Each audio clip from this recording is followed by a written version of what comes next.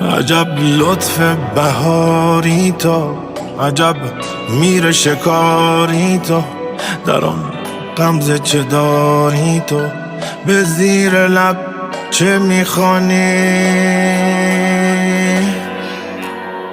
عجب حلوای قندی تو، امیر بی گزندی تو، عجب ماه بلندی تو که گردون را بگردانی. توی کامل منم ناقص، توی خالص منم مخلص، توی سور و منم راقص، من اسفل تو معلایی. عجب حلوای قندی تو، امیر بی گزندی تو، عجب ماه بلندی تو که گردون را بگردانی.